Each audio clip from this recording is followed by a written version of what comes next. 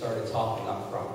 So again, we need to communicate with our residents more, get their points of view, get their vision for what they want to see, and work with people to understand how both sides of the deal need to be satisfied, whether it's with a shared service, both sides need to win, or whether it's with the developer, where the developer needs to have something and the residents need to feel like they get something out of it too. So there's a lot of opportunities for communication in a lot of different areas. I'm going to address the communication piece as it directly relates to, as Mr. Gray said, the Honeywell project, the process. First of all, there were over 50 public meetings on the Honeywell process between the planning board and township committee meetings. Over 2 years. All of the attorneys, our planning board attorney, all the attorneys that were there present have always expressed that Morris Township went over and above what any other community would have done in terms of listening to the folks and taking all of their thoughts and ideas in. Long and short, Honeywell requested something far more dense than they actually received. And I will tell you, I am a firm believer in the right of property owners to an extent. That's their property. It's great to be able to get a group of people to sit around a table and to talk about what Honeywell should do with their property. But the fact of the matter is they own it, and it's their property, and we need to work with them for a win-win solution. Thank you. The next question. Oh, yes, of course. 30 seconds.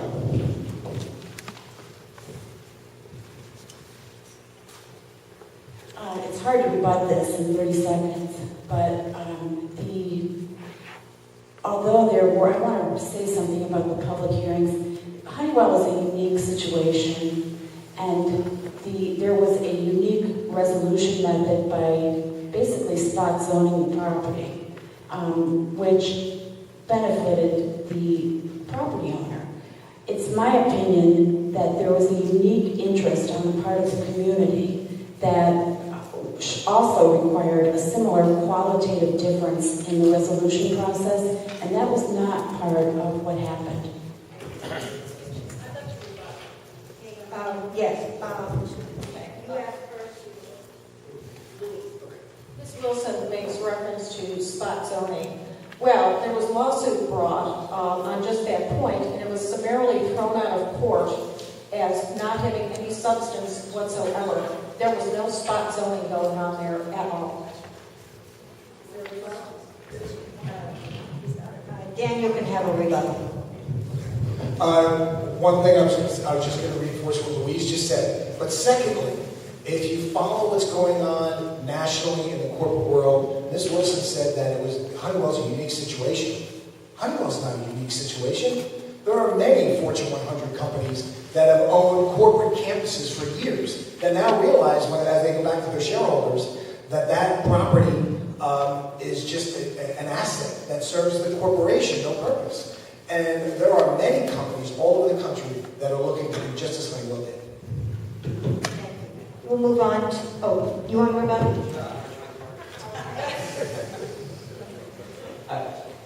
Mr. Capper referred to companies wanting to monetize their property value, and that's very true.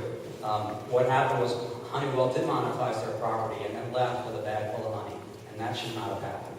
Okay, we should have made them stay in Morris Township for what we gave them, and that didn't happen. I was the only one who stood up at the Township Committee meeting and said, I would like to see Honeywell say in public that they are staying before we give them what they wanted. That didn't happen, and they left with their bag of money. Thank you. We'll now move on to the next question. Louise Johnson will have this one first. Please explain any experience you have with emergency response and public safety in the event of another storm, sanity, or crisis event. Okay, I am actually and have been the leader of the emergency response force at our Research and Technology Center, and that involves dealing with public utilities, local municipalities, police, and fire. And it also involves, as I mentioned, a special training in media communications, because the last thing you want is someone getting in front of a microphone in the event of a crisis, like a natural disaster, and panicking the public. So it takes a special communications training and also experience in dealing with these situations when people are possibly dead and you have to face the public and you have to face relatives. This is not the territory for amateurs.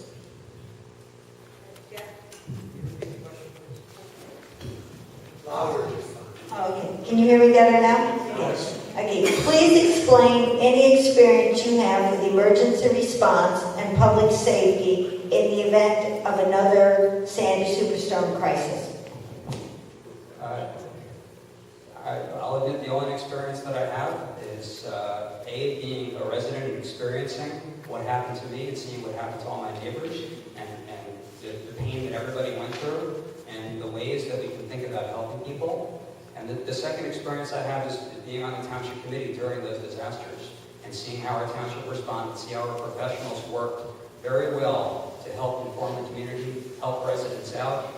We had a number of situations where people went above and beyond their duties, such as at the sewer plant. They rigged up a truck to bring electricity to people who needed their tanks pumped out, and we came up with some very creative ways to help our residents out. I look forward to working with our qualified team professionals at the Township. We have a lot of good people on our staff who are very creative thinkers. They did a good job in the first storm, and I think we learned a lot, and we will be well prepared for the next storm. Thank you. For the last 5 years, I've served on the education board for the Morris County Public Safety Academy. I've done so with a group of other professionals in Morris County. What has come out of that is working hand in hand with that group there in developing a first response. Really, it's a war room, is really what it is, located within that facility.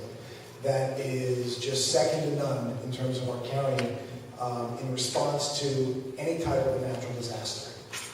A lot of that was spawned out of Sandy, and I look forward to continue to enhance those programs at the county level to serve all communities in this area. Thank you. My response with my participation in emergency response has been in part as a participant after Sandy. That was a very traumatic experience for me, and also as a public educator. I was, working in the schools. I was an administrator. We had various plans in place for dealing with various situations, but thankfully we never had to implement them. So I am familiar with the planning process. I understand about media sharing information, remaining calm, having a plan in place and knowing what you're going to do. As far as Sandy, that was very traumatic for me. I spent a lot of time in the municipal center. That inspired me, as a matter of fact, to form a citizens action group afterwards. And I'm out of time, but perhaps I'll get to explain a little bit about that in a minute. Thank you. We'll now move on.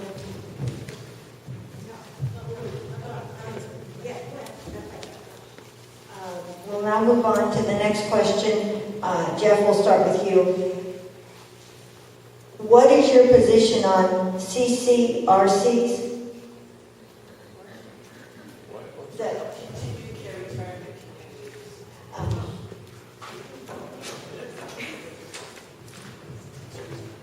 Do you understand the question? It's a very broad question, what do I think of CCRCs? So I can tell you that I have experience with them. Both of my grandmothers were in CCRCs. I know the help that they give residents who live there. I know how they help them progress through life, and I see that they have a place in our society. Putting them in the right place is another question.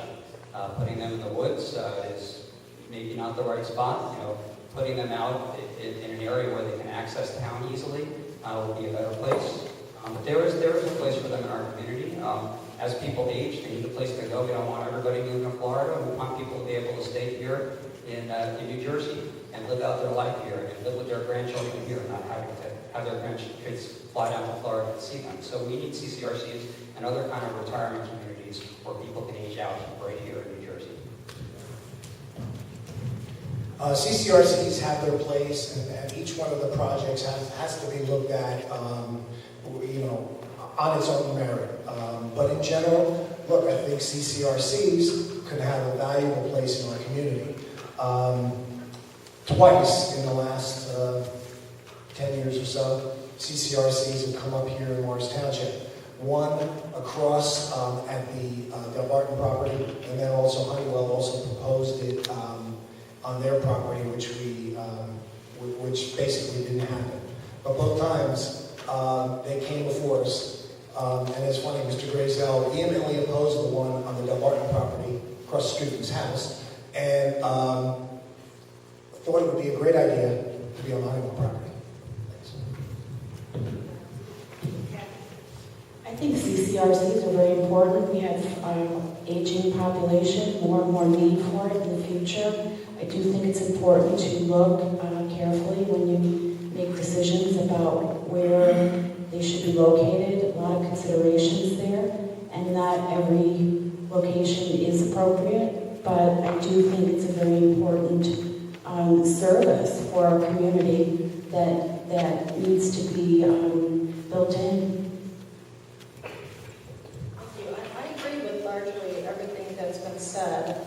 I think we need more CCRCs in our community, and they're also a very benign form of residential development because they're not adding to the school growth, and they're not adding significantly to traffic problems. But I think it was Mr. Caffrey, I can't remember if it was Dan or Jack, spoke about the placement of them.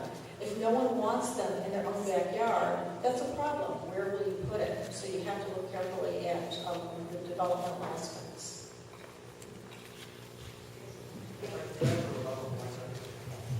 So I'll just rebut a comment that Mr. Cameron made about the CCRC that was proposed for across the street from where I live, and it was proposed on Del Barton. And as I said before, there's an appropriate place to site all of these things. Places where people can get into town more easily is one aspect, but another aspect is preserving the environment, putting it in the woods in Del Barton, which is just not the right place to have it next to a category 1 stream. And what happened in the end was Del Barton was actually able to monetize their asset by selling it for open space, and it turned out to be a win-win for Del Barton and the community. Thank you. Any other rebuttal? Okay. We'll move on to the next question. This will be for Mr. Caffrey. What do you see as the major lesson to be drawn from the Honeywell situation? Very simply, that we have to look at the businesses that are located here in Morris Township, especially one like Honeywell that had their world headquarters here, and that were paying property taxes to the tune of $1.3 million a year, our highest property taxpayer in Morris Township.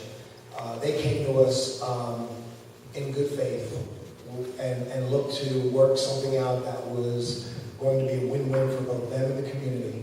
They, as a rightful property owner, we need to make that process friendly. We can't fight them at every turn. If we do, and they see themselves battling 2+ years in courts, the CEO is going to make the decision that he made, which is, you know what, I have my business to run. I can't wait for 2 years. I need to leave. And unfortunately, that's a shame. They were fought at every turn, and it really hurts. As I said, Honeywell is a unique property. I did attend the trial, and our Morris Township planner, Mr. Phillips, repeated frequently throughout the trial, Honeywell is a unique property. I agree with that. Its size, its stature, and it's unique also in the interest that the community has in it. Yes, it's a private property, but it's also a centerpiece of our community, and there's a much more widespread interest on the part of the community in Honeywell than other properties. As I said before, to me, the takeaway for Honeywell is that there's a bit of a mismatch, in my opinion, between the resolution process and the presenting circumstances. It is unique. there was definitely, in my view, a place for some type of communication with the community prior to getting into the legalistic public hearing format. The communication that occurs there is not the kind of communication that's needed to resolve this. When a Fortune 100 company leaves your town, even if we recover the tax revenue, it's a bad thing. And what happened with Honeywell is that the will of 40 homeowners eclipsed that of 8,000 homeowners. Okay? Honeywell is a great example of what happens when amateurs play corporate hardball, and the taxpayer is at the losing end of that equation every time.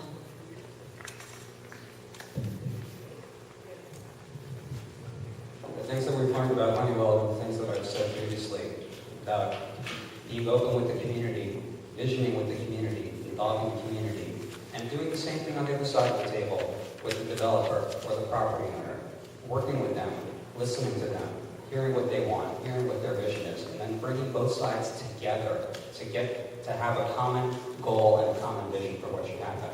So it's terrible what happened in Honeywell, and we've learned from that. I hope we've learned from that. We have a similar situation coming up at Men in Colgate, okay? And we need to be proactive instead of reactive.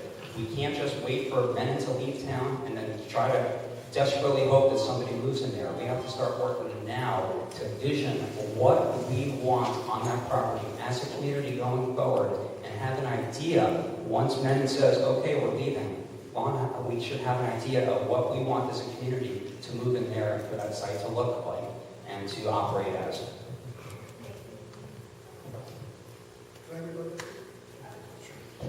You know, I mean, it's great to say, to talk about what we want as a community for what Menon can do with their property.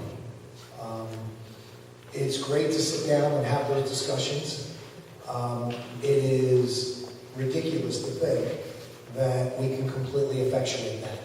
Once again, we must come together with and will come together with the Men in Colgate folks.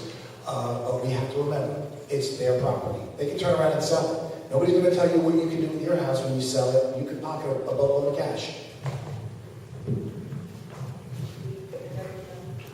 Of course, it's their property, and the importance of having community input on unique property like Honeywell is not that the public is making the decision. It's sending the message as part of the decision-making process that the public's interest is being recognized and the public's ideas are being considered. But that does not mean the public makes the decision. It just simply means the public's ideas are heard. And I think that's beneficial and healthy for the entire resolution process. Any other comments? We'll now move on to, can you hear me out there? No.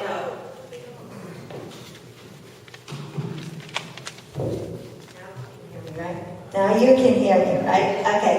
This will be our final question for the evening, and we'll begin with Kathy Wilson. What is the biggest challenge facing Morris Township today?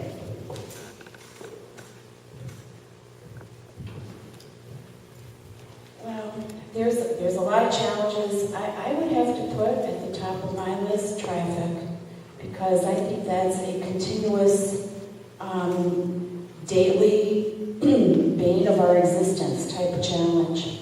And I believe it's getting worse, and I believe we need to be proactive about doing things to mitigate the problems with traffic.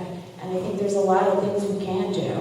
As I said, I like the idea of monitoring all the initiatives, state, county, regional, municipal, working more collaboratively with surrounding municipalities. I also like looking at improving pedestrian-friendly and bike-friendly transportation alternatives. I think there's a lot to be done, and if we could at least slow down the problems that are occurring with traffic, that would be a big boost to our quality of life. I think the biggest challenge challenge facing Morris Township is that we only get to keep 25% of the tax revenue that we take in.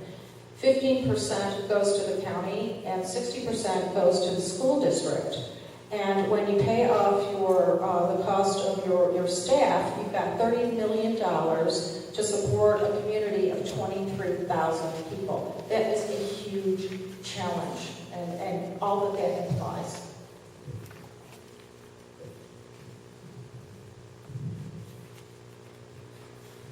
I'd like to see Morris Township homeowners maintain their property values and keep Morris Township as a community where people want to move.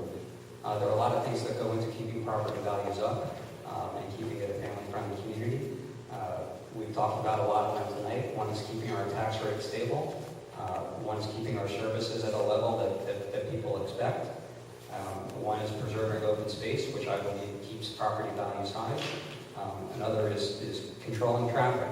And the elements that control traffic that we spoke about previously are making our community more bike-friendly and pedestrian-friendly, getting our residents out on their feet and on their bikes, which makes it a more family and community-oriented place to live. There are a lot of things that we can do moving forward to keep ourselves a family-friendly community and our tax values where they are. Sorry, our property values where they are. First and foremost, and really only, it really comes down to our budget and taxes. We have seen over the last 3 years double-digit increases in healthcare costs, and I know 2015 we're going to be looking at that again. Maybe higher double digits than we've seen in the last 3 years from what we're hearing out there. With that, we try to maintain and stay well within that 2% cap imposed by the governor, all of which trying to improve our services, enhance our services. It's a juggling act. Over the last 3 years, we refunded $7 million in commercial tax appeal dollars. Remember, we collected 25 cents on those $7 million. We paid out 7. The school and the county doesn't participate in that. So that challenge alone, and we still have a few, although it's dropping dramatically, we still do have a couple of other commercial properties and liabilities that are still hanging out there. And we need to have that foresight to make sure we plan for that. Thank you. We're now